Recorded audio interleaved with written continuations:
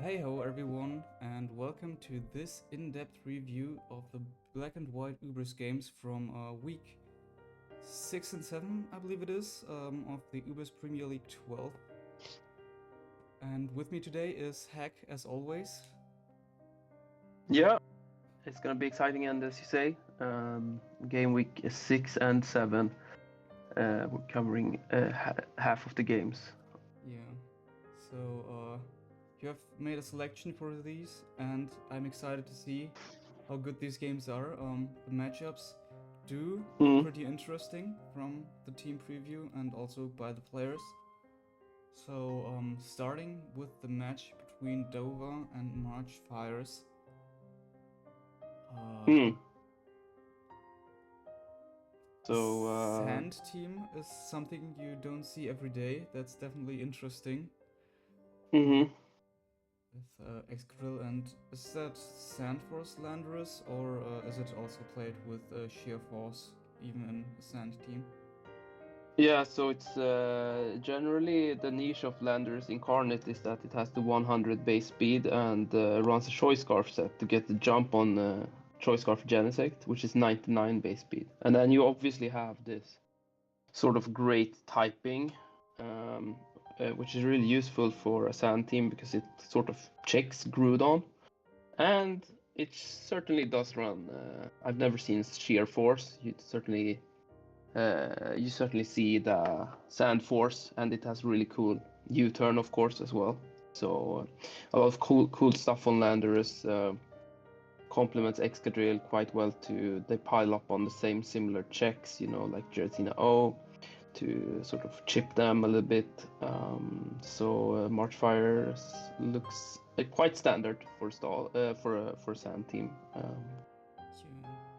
So, is that And then likely a lead Rayquaza?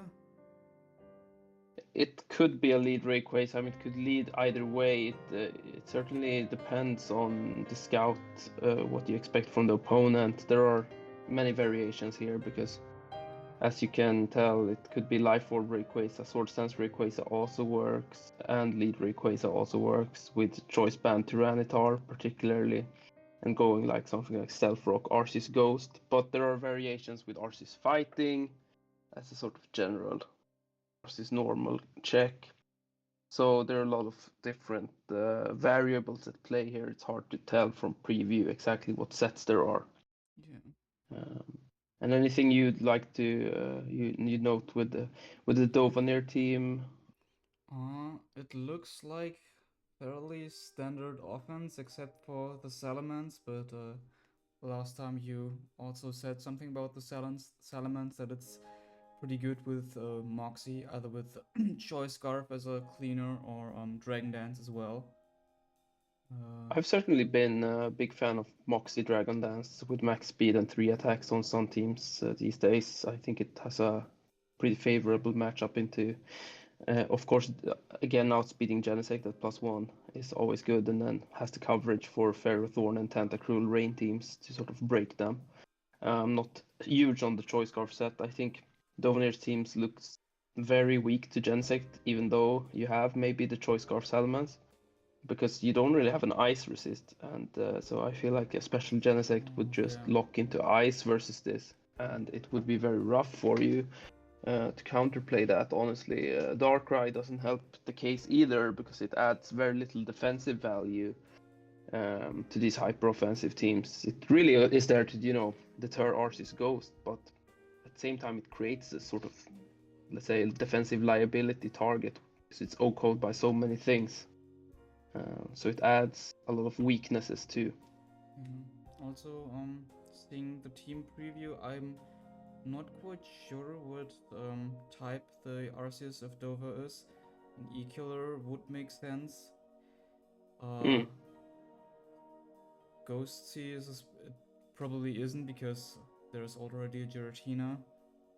Uh, Yeah. I mean, like I said, the team has pretty severe ice weakness, so Mm. maybe this could be Steel Sears, but I'm not really familiar with in what kind of teams it is used.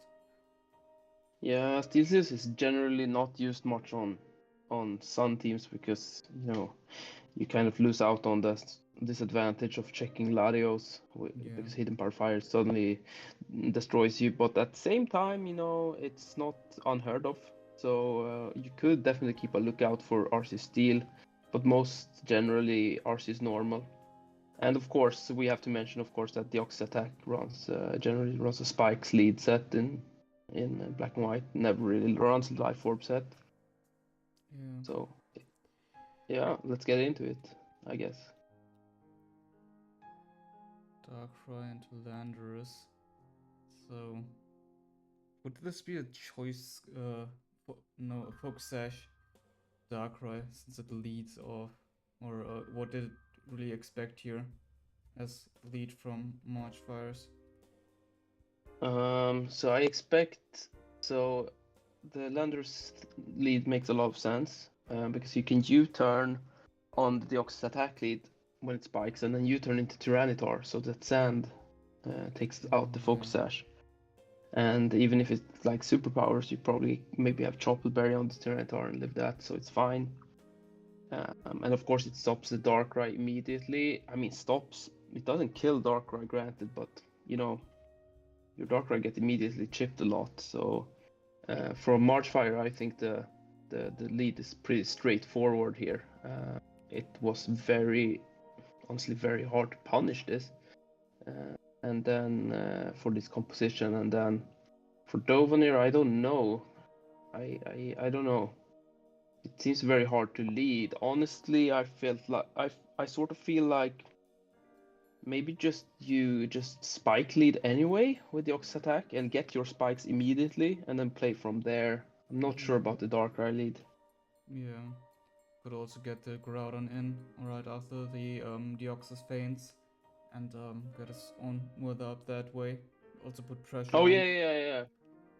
Yeah, exactly. After Deoxys faints, the Tyranitar will be left standing, and then you have the Groudon coming in, immediately changing the weather and getting Stealth Rocks. And there you already have like the classic suicide lead scenario, right? So you sacrificed your lead, but you suddenly have Spikes and Stealth Rocks, and they have one more Pokemon, so it would be playable. Yeah, this does seem like a bit of a momentum drain. I feel like the Darkrai could have been preserved for the late game, maybe. Maybe at the same time, maybe it's not as useful as we think, depending on the Arceus form of March Fires. Yeah. But we don't know that yet. It could be Ghost, it could be fighting. Of course. Like I said, it U-turns, and the T-Tar gets slapped. No, dark. What's Yeah, the reasoning behind pressing Dark Pulse here? I don't really know what this would accomplish. I am also very unsure of this play, and I'm actually, yeah, I don't actually know. There seems to be, I mean, if you are not Scarf Darkrai, of course, but if you were Scarf Darkrai, you would have gone, Dark Void probably, or Yeah, something like it's that. Life Orb, so. And here you just Dark Pulse. Yeah, it doesn't make much sense. I can't see why you would do this. And as you see, Darkrai already has pretty much one attack left or two attacks, okay, but there's Sand. Yeah. So 1 to 2 attacks maximum. And here comes the Dark Void. Void, and then if he attacks now, he dies, so he goes switch out, right? Yeah, no, I mean, it can come in still one time, 13%. Yep. And Groudon wakes up. It's funny with the Darkrai. I ran the numbers. It's not very complicated maths, but it's just slightly above 50% chance that your opponent will sleep for one turn with Darkrai, and that you hit Void and then they will sleep more than one turn. So yeah. it's honestly a 50-50 to statistically speaking to wake up there, almost. Okay, Salamence. I don't really get that either because I mean Rayquaza is likely not running Dragon Attack, but Salamence is like more for late game sweeping, or at least that's what I thought it was for. So generally, Life or Breakways would die here. So of course, sending in the Salamence makes a lot of sense for that reason. You obviously can't send in the Ox attack. You can't send in Groudon again. You can't send in Giratina O. And what's your choice then, really? You send in the Arceus and reveal your endgame plan already. I just think it's a let's just say I just think it's a team building issue really that you have to send in these elements. I don't think the play is bad by any means. I just think that what were you supposed to do, right? And of course the new metagame Saturday Quasar catches up with him. So yeah, there's not really much Dovah can do to recover this position here. yeah, especially Dragon Tail Palkia, of course, very useful. And with the Citrus Berry to note, very cool. I used this in 2020, some tournament, and it gets one more sort of recovery versus Kyogre, so it's cool. And then gets kind of Palkia just puts on a show later, right? Yeah, and that is that. Yeah, I believe we talked about the Arceus fighting. I don't think. Oh yeah, it came out in the end. Don't think he needed to reveal that, but doesn't really matter that much. I thought, but I mean, he isn't Spikes, but Arceus Ghost still seems pretty valid in this team. I don't know. Yeah, it's a little bit riskier versus Arceus normal, to be fair, because you have to rely on inaccurate moves to hit it. And you have the Landorus, which is not, usually it's a Genesect, so you have a one less normal resist too. So it's, yeah, I like Arceus fighting on this personally a little bit more. But it has some interesting matchups with Arceus Ghost as well. And you can do a lot more with the structure, as I said, with the Thunderwave Rayquaza and probably a Choice Band Tyranitar, for example. You can do that with Arceus Ghost Stealth Rock. But I just want to note that Arceus fighting with Ice Beam Toxic, it's it's a little bit not very nice to say all the time, but it really does 6-0 that Salamence team. Of course, what I mean by 6-0 is not that you send out on lead and just, but yeah, of course. It really, there is no practical way of handling Arceus fighting for that team. Yeah. None. I mean, the Rayquaza also didn't really leave. Also, really made a big dent in the team after the Darkrai fainted, because everything would be damaged heavily. Yeah, I mean, Arceus would have probably been better to send in there, but I don't think it would have made much of a difference, seeing how these teams play into each other. Yeah, much. Well, you can't. It's hard to send in Arceus normal versus Rayquaza when you don't know the item. I mean, Life Orb Draco does like 75%, and then you're like kind of, yeah, you've lost your sweeper, and then how are you threatening late game? So it's like pick your poison really, but it's more a team building issue than a playing issue. So yeah, interesting one. Yeah, but maybe I believe that the Salamance's sweeper in the late game would have been able to maybe accomplish a little more than the Arceus, seeing as there are two normal resists. I don't know, is it? Oh no, never mind, it has break, but yeah, Arceus but form was still unrevealed.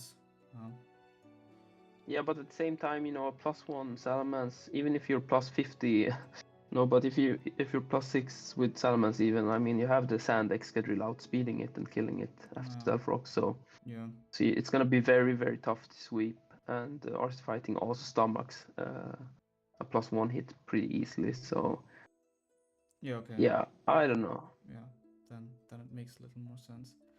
Alright, then let's Yeah, move on to the next game. let's move on. I just want to note that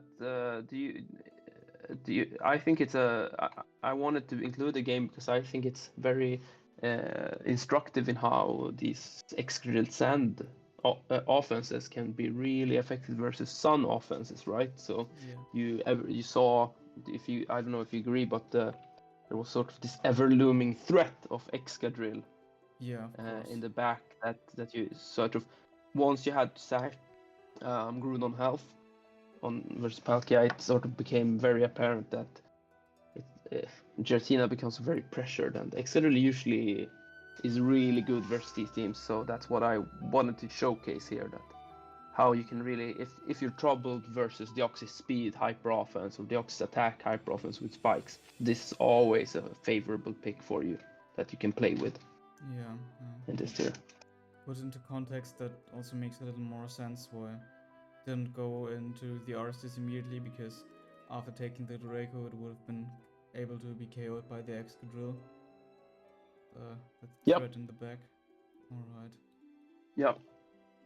And I believe that's Evuelf, rank 92s, Mm. versus Blim. Yep. So, I mean, what immediately jumps into one's eyes looking at this is the Deoxys defense. Not a Pokemon I can say I've ever seen in a game of Black and White Ubers.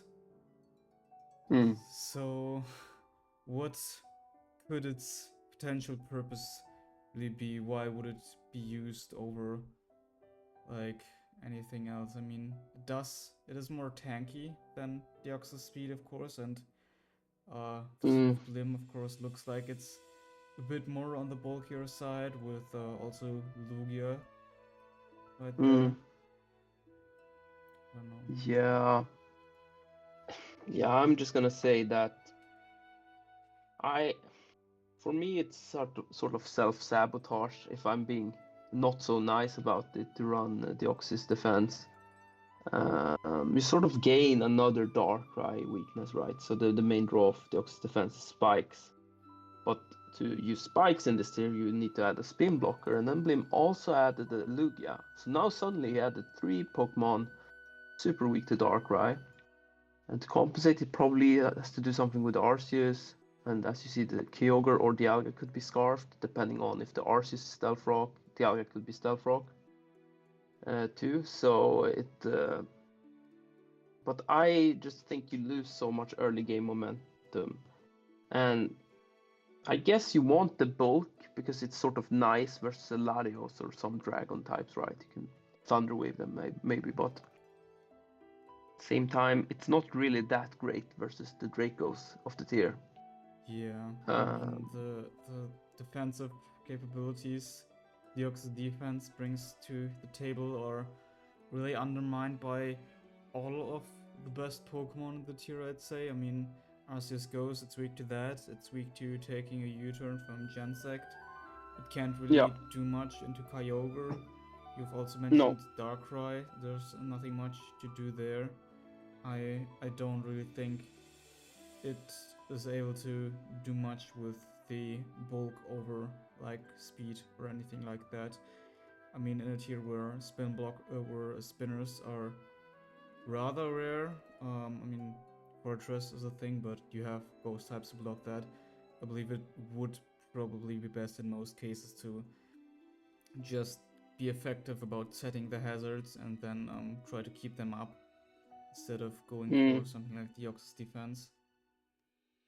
Yeah, exactly. And I just want to say that while spinners generally can't spin very well in Black and White because you have these great ghost types, the threat of having the spin is very substantial and forces people to run certain structures. So it's you sort of have a lot of spinners just to force people to run certain patterns with the spin blockers. And so Blim's team is quite bulky, obviously centered around spikes. Do you have any thoughts about Evuelf? I mean, it does look like a fairly normal rain offense team. Uh, yeah, the maybe most interesting thing is that it doesn't really have a defensive backbone or anything like that. Even on rain offense, you usually have like a Ferrothorn to set up rocks. In this kind of structure, pretty much reveals that the Arceus is very likely to be some supportive Arceus Ghost with Stealth Rocks, since you don't have any Mm. other hazard setter. I believe that's Mm-hmm. somewhat limiting. Um, I'm also not really sure what the purpose of the Rayquazer here is. Really, I mean, it's good into Sun because it can negate the weather with airlock, but I feel like other, or I don't really know why you would use that over like Ferrothorn, which has hazards and stuff. Yeah, Rayquaza probably is here to check opposing swift swimmers. Kabutops Kingdra, right? Yeah. Probably good to lead with as well. Could be the lead set. Kyogre's probably specs on these teams, and then Palkia runs something strong as well. And then Scarf Genesect. And as you say correctly, probably is that Stealth Arceus Ghost is here, but it's not necessarily a bad thing. So yeah, fairly standard rain offense. The plan would be to just hit hard and start weakening stuff. Yeah. I mean, the lead of Blim is very likely Dialga also to get rocks out, so there's not really a certain counter into that. I don't really know what Evu should be leading with here, Mm-hmm. except if the Rayquaza is like the Sash lead set, then it can counter or yeah, not really counter, but check the Dialga nicely. But let's Could be see. interesting to lead Arceus Ghost to immediately get Stealth Rocks himself, Yeah, yeah, and maybe he has a Palkia to check the Kyogre anyway. So and does well into the rest of the team, right? So yeah. could be a call. But yeah, the Alga lead I can see. I can see the Oxys defense lead. Hazard leads generally start off the games. Yeah. So Deoxys defense wanting to get spikes up. Kyogre just one-shotting it. Yeah, that's sort of what you wanna. You of course don't wanna waste a focus sash on the item slot on the Oxys speed defense, but then yeah, just get one-shotted. Is it specs damage? Right, it's not specs damage. This is scarf damage. Oh, Specs does actually 70%, okay. but we can actually think about this again a little bit because I think Evuelf puts himself in a pretty weird situation from turn one. It may look nice that you OHKO the Deoxys with the Wart Spout, but his team does not have Thunder switch in. So are you really content with that play and then just having to sack Palkia? Because obviously Kyogre here is Scarf, so it will outspeed even if it didn't para. Could there have been a better line to sort of lead the Arceus Ghost, as I say, to avoid this situation, to get up Stealth Rocks immediately? I personally think so. Yeah. Another thing. Do you think it is really that unlikely that Blim would have led with Dialga? I mean, Dialga would have probably been very uncomfortable for the Kyogre lead because it can Yeah, take one hit and then weaken the water spout with like any move, and after that yeah, get up rocks. I don't really see why what like long term value. I mean, it does have long term value, but I believe this immediate value would have been greater. It can, of course, like check Gensect, fairly nice, and also I completely agree with you in that Kyogre lead for Evuelf is also risky because of what do you do when Dialga leads versus you. You suddenly made its Thunder 100% accurate, and you kind of have to switch into Arceus Ghost then. But yeah, it's I personally think that the Kyogre lead, both short term and how it looked like here when he has to sack the Palkia, it's not the best lead to me. no, also has to immediately switch out, take Spike's damage, and get something KO'd pretty much. Yeah. I mean, I believe the best play here would have been to go into Rayquaza immediately, I believe. Yeah, instead of going Palkia at all, I agree with that play. Yeah, it seems like a decent play. You can extreme speed the Kyogre for some chip. You can hope for the Thunder to miss, obviously, because you negate it with Airlock. And then after it locks into Thunder, you can go Arceus Ghost, set Stealth Rocks, stuff like that. So yeah, definitely. Or Genesect in U-turn. I definitely agree. It wasn't worth sacking the Palkia. I think it's pretty good in the matchup, honestly. Yeah. And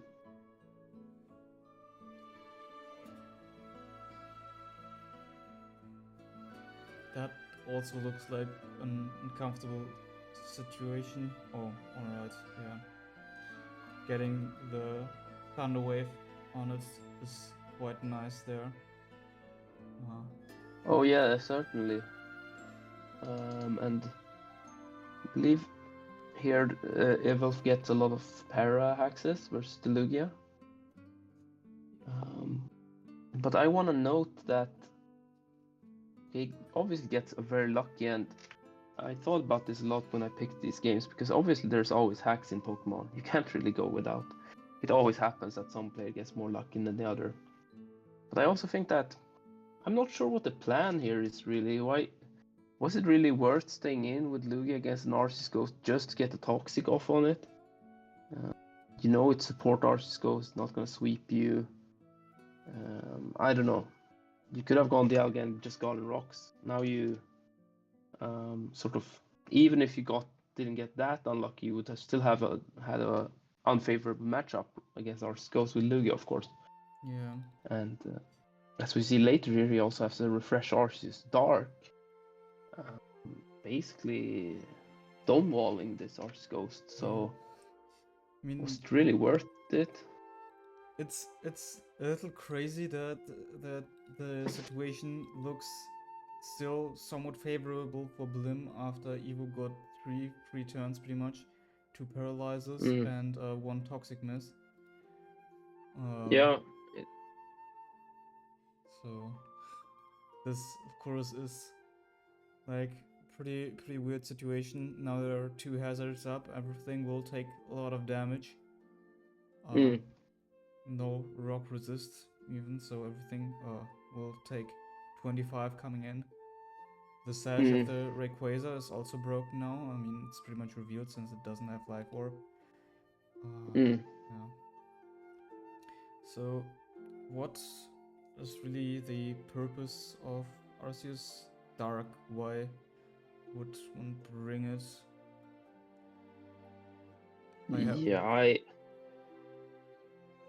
Well, obviously from the type chart perspective, it's resistant to Dark and Ghost, which half of the team are weak to, as we spoke about during preview. But practically, I can't really see what it does better than Arceus fighting on these types of teams, because it lets up so many spikes, and you're trying to maybe use it as a stall breaker with Refresh Calm Mind, right? But that doesn't really break stall, actually, and not in this tier. And then you already have a good stall breaker in Rest Talk Giratina, presumably. So I'm not completely sold on this sort of structure. Yeah, I believe maybe the greatest purpose for it is like checking Arceus Ghost, like you've said, because otherwise the team would be pretty uncomfortable into Arceus Ghost. with Deoxys and Lugia, both the defensive ones being weak into it. Dialga also can't recover or take it forever, so that was likely the reasoning. Yeah, but see, the thing is, I agree with you, but of course it's there for Arceus Ghost, but see, the thing is that you're still kind of weak to Arceus Ghost with it, because +1 Focus Blast, they tend, it hurts. Yeah. So it's not reliable really at all. And then of course you have the Scarf Kyogre, which is not that great into Calm Mind Arceus Ghost. You have the Alga, which is Life Orb, so it dies pretty early, so it's not great into Calm Mind Arceus Ghost. And the other three we shouldn't even have to speak about. So yeah, I think it becomes scuffed. I think the issue stems from, and of course the Arceus Dark is good for Latios as well because it's sort of immune to Psyshock and whatnot, but it sort of stems from this whole having to use a subpar lead in Deoxys defense, and then the sort of the rest of the team maps out. So very passive structure as well. Yeah. I'm not a huge fan of this. I mean, if the structure of Evo would have been slightly different with a normal Calm Mind Arceus Ghost, this would have been very troublesome for Blim, even with the Arceus Dark, like you've mentioned. If positioned correctly, also with the hazards, it would have dealt Well, huge if we damage. think about something like, we think about something super standard, right? Like Calm Mind Arceus Ghost plus Ferrothorn, right? Yeah. So what's checking the Calm Mind Arceus Ghost? Well, it's probably at best Arceus Dark and Scarf Kyogre, right?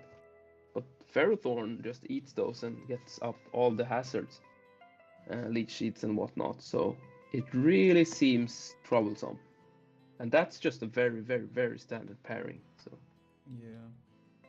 which I can't see a practical way of beating with this team.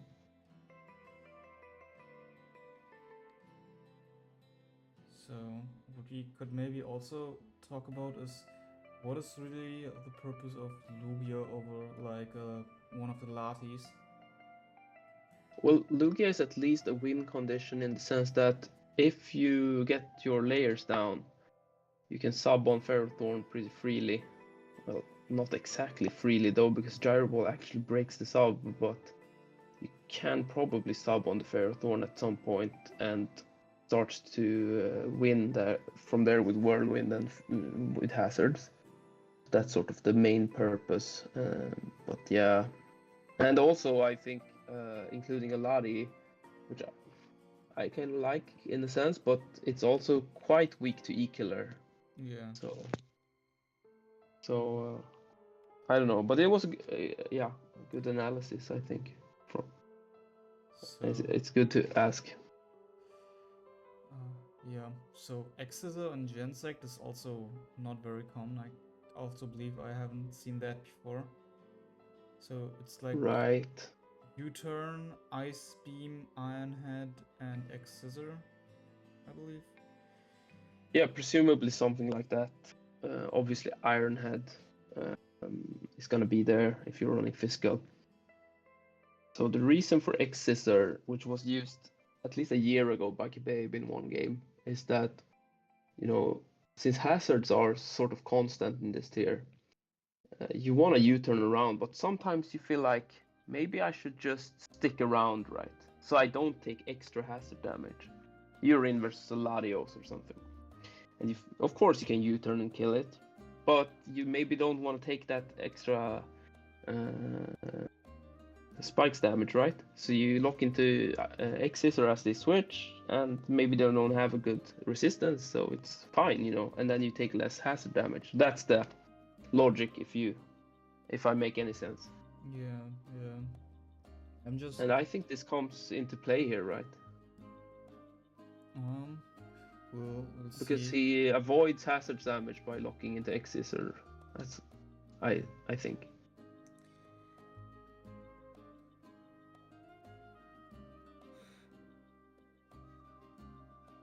Yeah. I'm not really sure, but the like Thunder Wave would also seem very beneficial on this team as a last move. Yeah. And it does have like greater greater range of possible applications compared to X Scissor, which is, I mean, it does. That's a sound explanation, but I'm also, yeah, I think something else would have probably been generally better, but like you're in this game, it seems to work out because it can. He probably could have had Thunderwave as well, honestly. So we don't know really. It could have been without Ice Beam too. So Yeah, okay. but yeah, yeah. And Blim's Kyogre wins the speed high, and No, it's probably just Scarf Kyogre versus Specs Kyogre. oh, okay. And then Genesect comes in and Iron Heads everything. So the kill on the Arceus Dark there is guaranteed. And then the flinch on Giratina sort of, if it was rest Giratina, I think this mattered a little bit. I think Stone Edges, if they connected, could have won anyway, but Yeah. no. There's impossible to find a game without any bit of luck. So. Yeah, the situation with the Lugia was quite unfortunate though. Yeah. I'm still unsure what made Blim choose the Deoxys defense. I don't really know what it would have accomplished into pretty much any team structure. But yeah. Yeah, I have also a hard time seeing what matchups it's actually like. What's the good matchups for it? It's certainly not versus the other.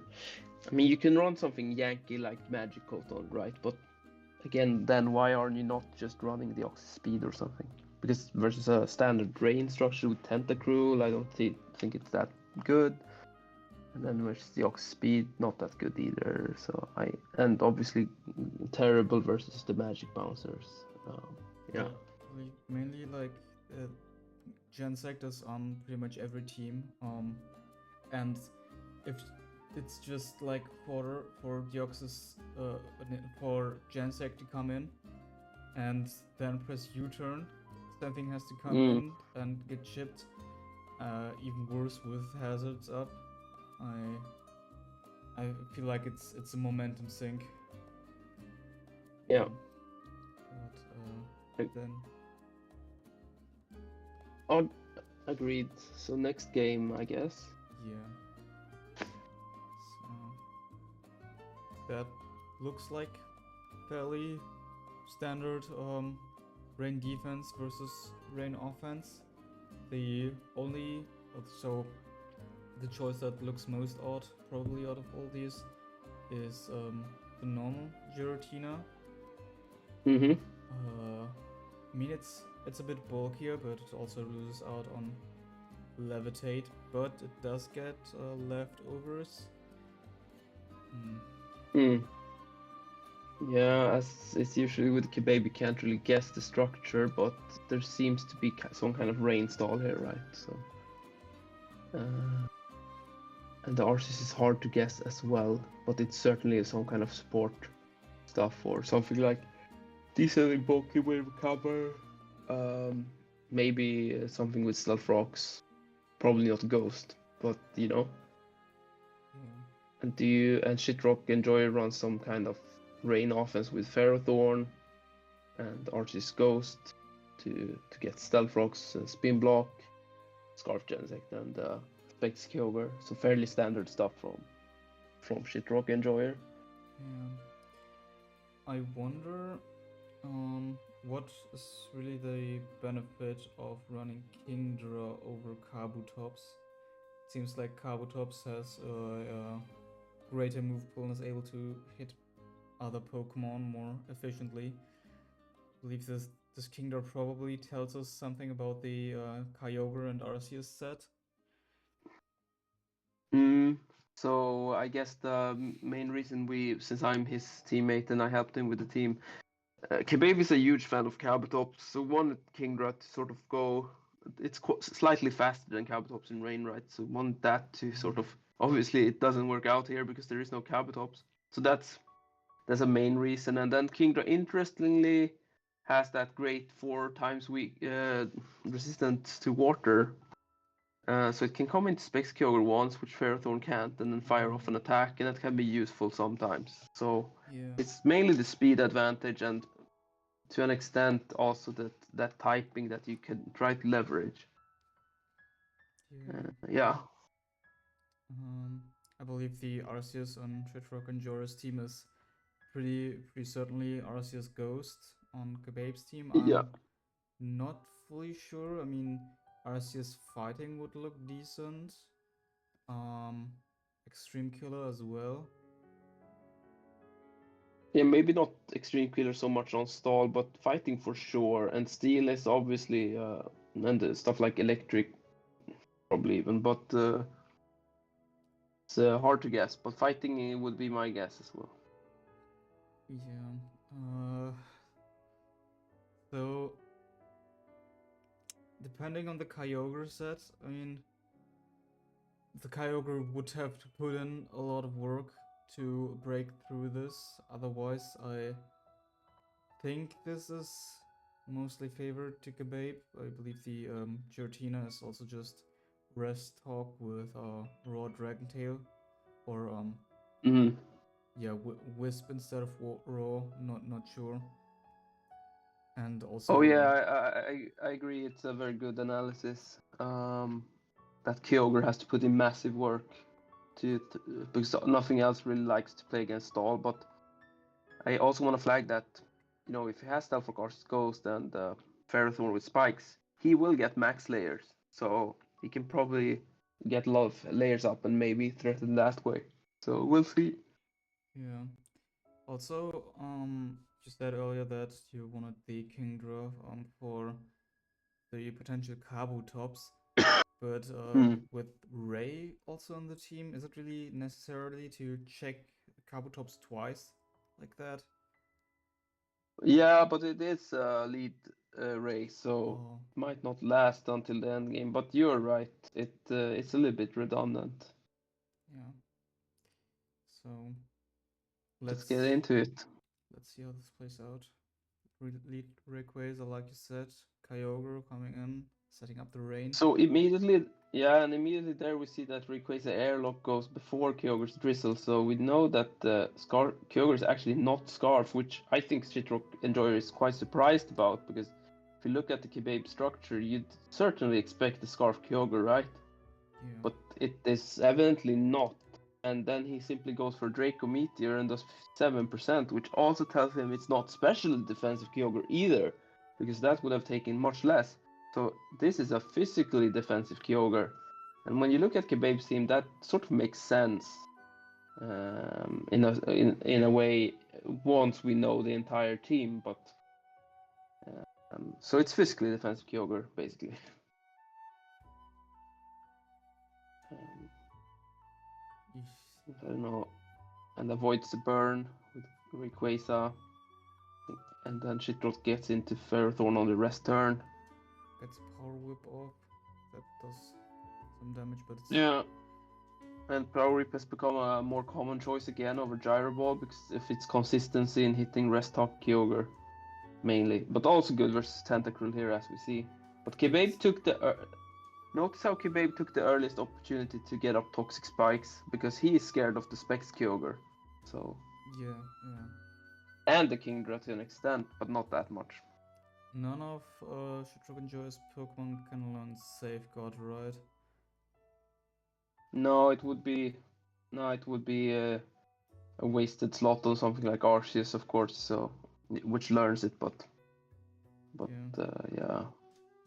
But I think it's a good positional play by Kebabe to go Tentacruel and realize, I'm just not gonna be bothered with the specs. I need the Toxic Spikes for this matchup, even if it costs a lot of health on the Tentacruel. Mm, I don't really. And Maybe we'll see this turn play out. I don't really get the switch into Giratina. Um, from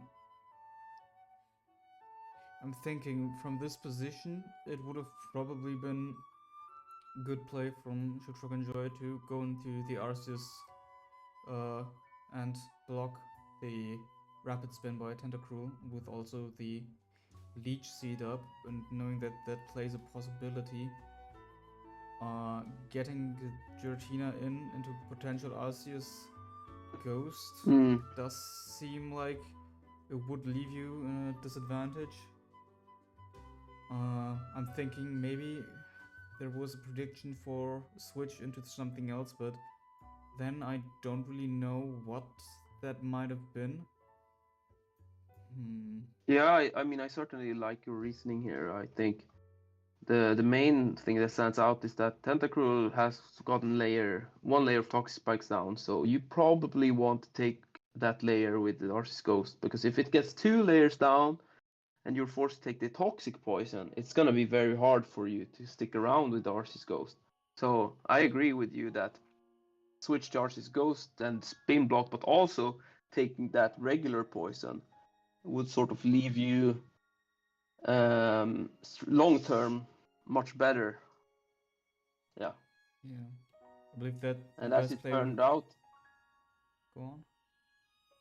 no, as it turned out, it definitely would have been better with Giratina coming in. Yeah, I believe it would have probably been best to go for Kebabe to go into Ferrothorn here to either take Power Whip or come in on the Arceus and maybe get also one um, either Leech Seeds or a layer of own up layer of spikes. Yeah, but as we see from Kebabe's play, he seems pretty desperate to burn the Ferrothorn, which he does. But he catches the Rayquaza, but he really wants the Ferrothorn burned. Yeah, now the V-Create does half damage. Still think that Curiously, yeah, sorry. I still think the V-Create would have done a lot to Arceus. It would have done maybe 30, 25%. Just maybe a little bit more. Really? Okay.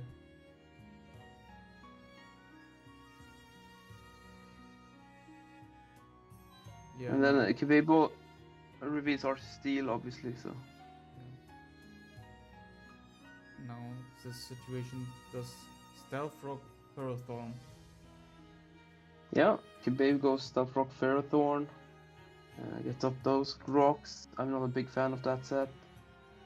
Certainly worked out here. And then he goes Tentacruel, indicating that he maybe doesn't have spikes. And shitrock doesn't rapid spin block, which I think he certainly should have done. He worked so hard for those 3 layers. Of course he can get them up again, but I feel like he could have taken the chance to again take the regular poison to get the stealth rocks. Maybe, yeah. The choice Scarf, I believe. Yeah, choice Scarf Lugia is also an interesting choice. That's not something I would have considered. Yeah, so Kebabe brought Choice Scarf Lugia with Trick versus Li Shao in game week 1, but didn't get to use it and kept the surprise here, and became quite obvious why he played the way he did. He really just wanted to clear the field and get Lugia in on the Ferrothorn, and then, as we spoke about before, Lugia usually sets up the substitute on Ferrothorn, so shitrock was probably expecting that, but instead he found himself trick the Scarf, and now it's pretty much game over. Yeah.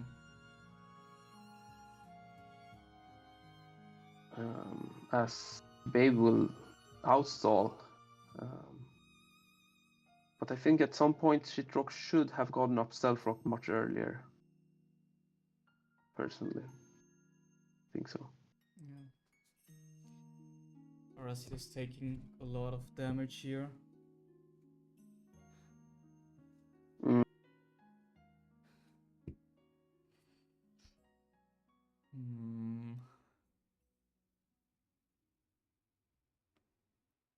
Yeah.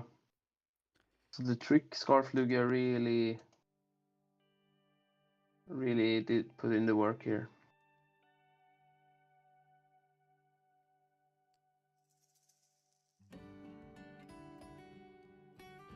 The Parathon can't really. Oh, no switch. No, oh, yeah. Weaver could have stayed in and scouted the move, but that also makes sense.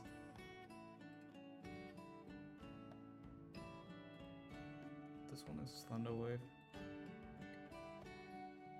But both Kyogre and Kingdra can't really do anything against the set up Arceus.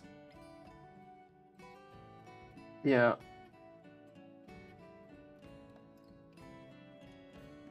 Skipping ahead here a bit.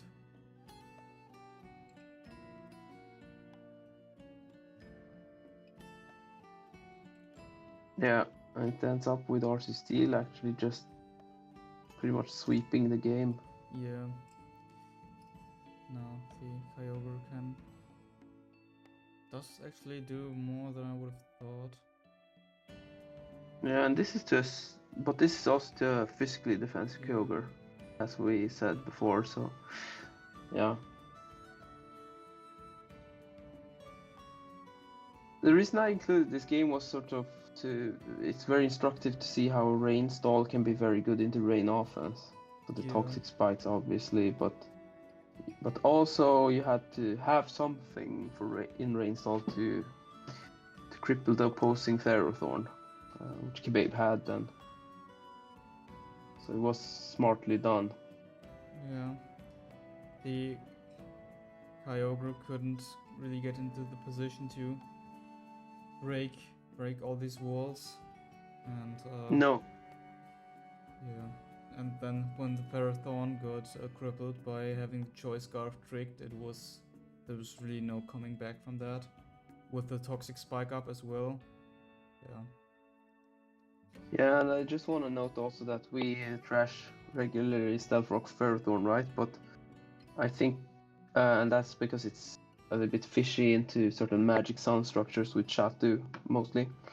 But as you see, Kebabe has a Trick Scarf Lugia, and what does that have to do with anything? Well, these magic sound structures generally don't have a Trick Absorber.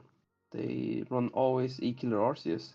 So I think with that kind of Lugia, you have certainly got a chance of, baiting in a Shadow or Espeon and tricking it with your Lugia. And then you probably can get Stealth Rocks with your Ferrothorn, right? So it's very thorough and thought out, this trick Lugia structure. Not just because, I'm just gonna trick something randomly, but also because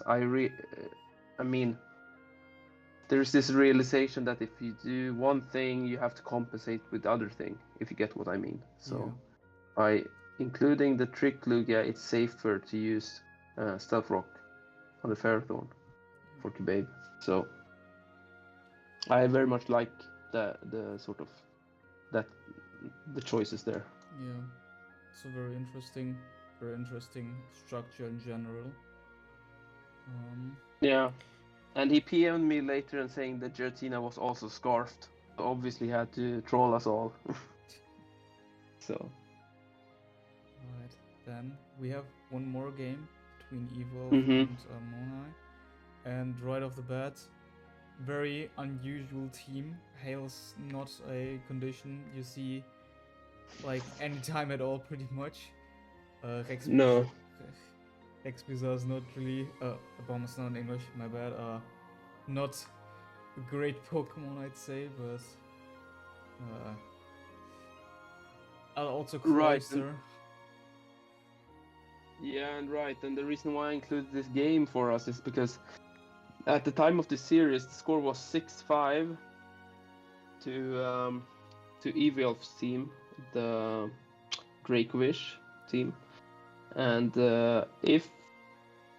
Monai's team consequently were 5-6, and they had to at least tie to make playoffs, and if they lost, they would have not made playoffs. So this was very high stake game. The entire season was staked around it. So, and Evuelf probably didn't care too much about winning or losing because he brought a very Yankee team, but Monai had to win. so that's why I included it.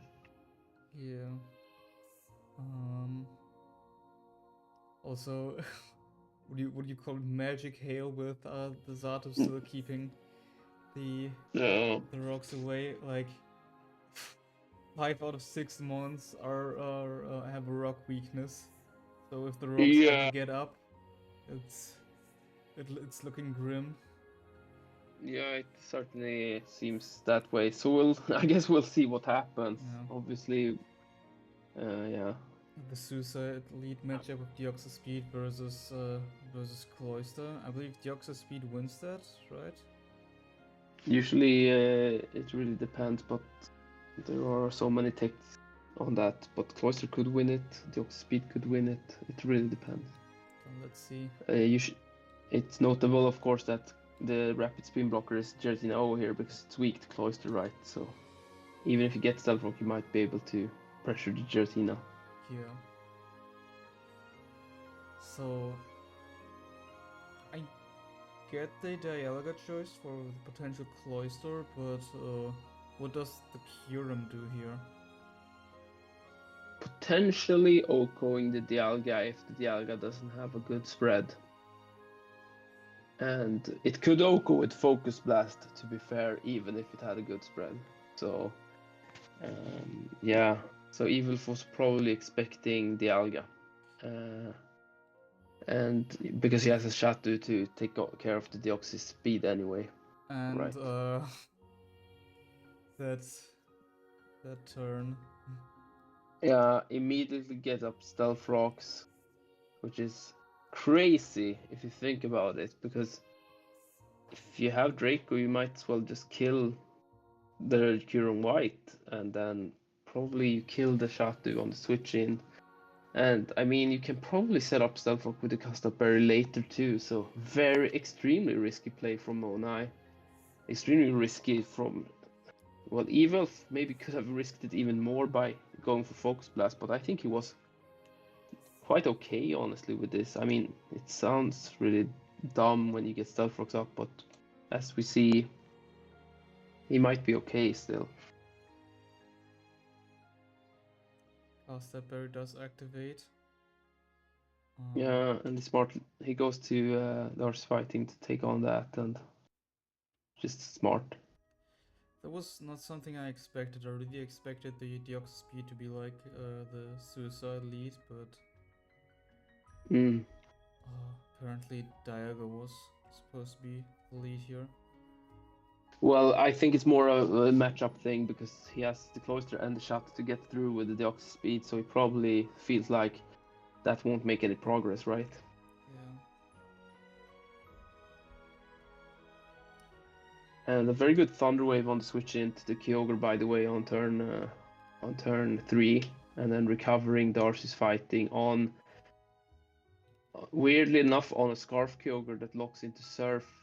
I don't really know why you wouldn't Water Spout there, but I guess it's very weak to Darcy Fighting in general. Yeah. So maybe wanted consistent damage.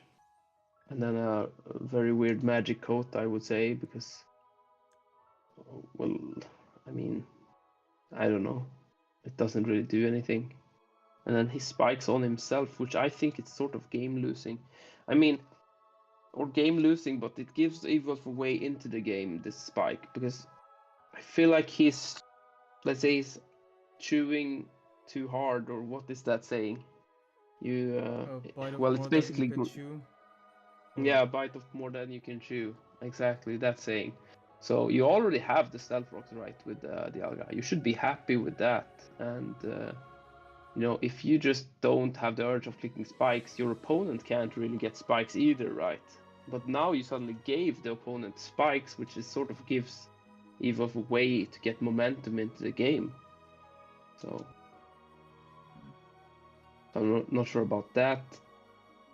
And mixed jet, just OHKO's Shadow, which is surprising. Probably physically defensive Shadow. Yeah. Crazy turn. I don't know what the Ursus is supposed to do here. Yeah, well, generally, I guess Thunder Wave the Giratina O and hope for something. But it got up stealth rocks as well, which is fine, and then gets taunted, which I don't know. Maybe could have predicted taunt, to be fair. That was very lucky, no? I mean, the stealth rocks are so Yeah, important. The Dialga dies instantly if it comes in. I don't. I believe going Giratina here and taking the potential Shell Smash, Icicle Spear would have probably. Would it? I don't know. I mean, I think you're right. I think you're right. I think if you go into Giratina, on the Cloister when it Shell Smashes, you can Shadow Sneak and then probably use your Arceus normal to pick the Cloister off before it can spin right. yeah, yeah. Now, or potentially well, that's probably the play you can make. And I think there is actually a lot of value for, this Deoxys speed set is not really viable when I'm looking at it. No attack moves means that you will always be balled by any magic bouncer. It seems really bad actually. But Evuelf doesn't bring magic bouncers except for this one game. I get that from a prep perspective. But what I wanted to say is that Thunderwave Deoxys speed could have had applications in the end game to Thunderwave the Arceus fighting, because it comes in really easily on the judgment. You can also Thunderwave the Curon White, right? And even Thunderwave the Ho or Taunt it or whatever. Yeah. So I maybe it was just safe to, spin block instead.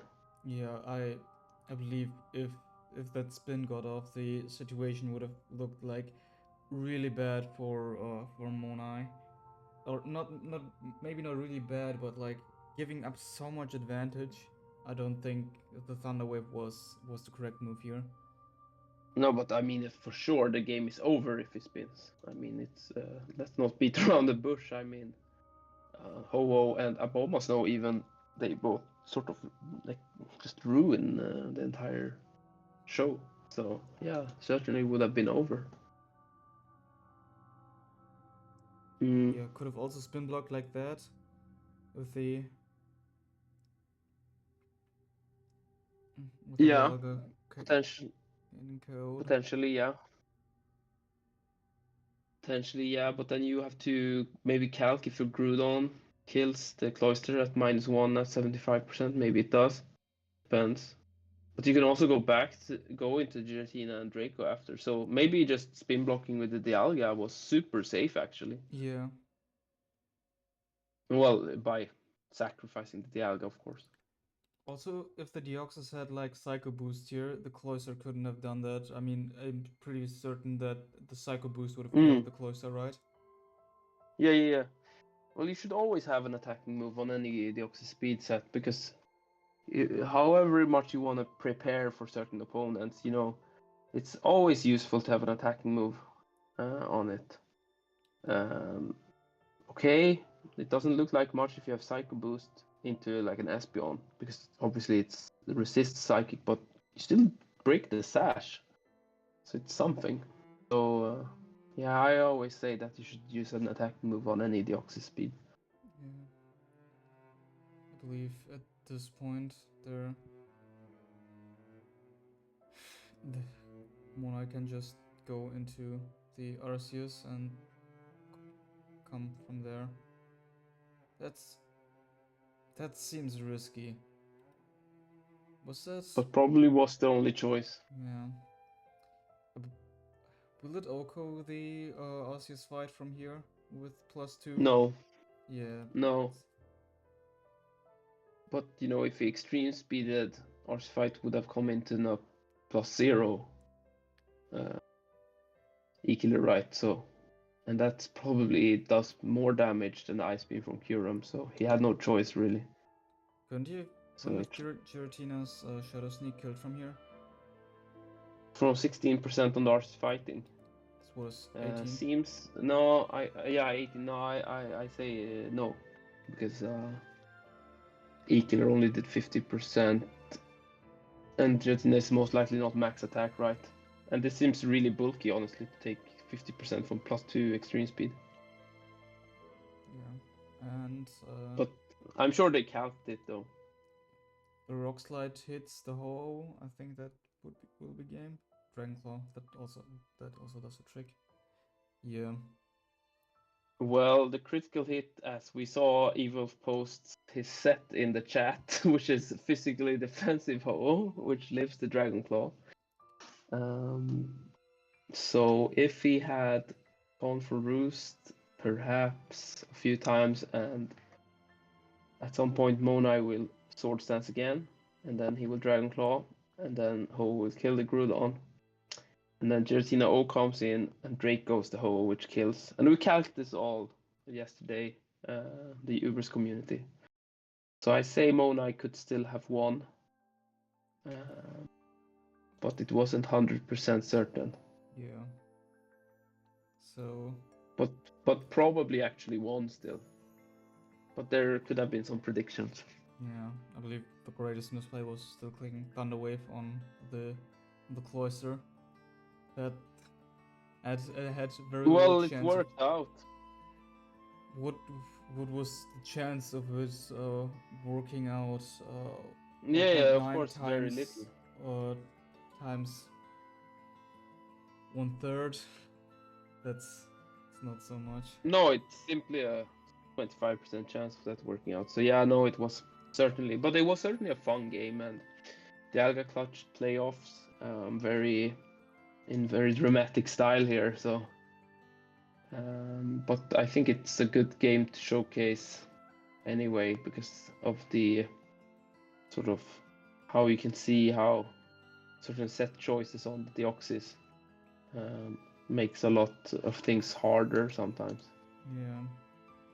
The first sequence right there was also interesting, but I don't think the Dialga should have stayed in, knowing that with the cast step, it could have been preserved very well. But well, then again, if no, the Kyurem special attack was lowered by Draco Meteor, I believe something else could have come in and went from there.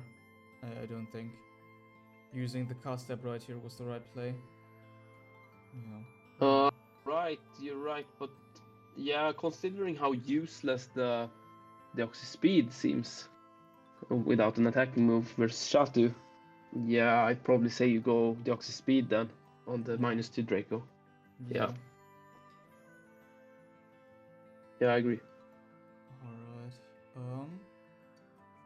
We had some pretty interesting games this week. I mean, they weren't really, for the most part, like standard matchups with perfect play, but I believe for like commenting and watching these replays, educational purposes, it's much nicer to look at these replays that aren't just the standard type of game.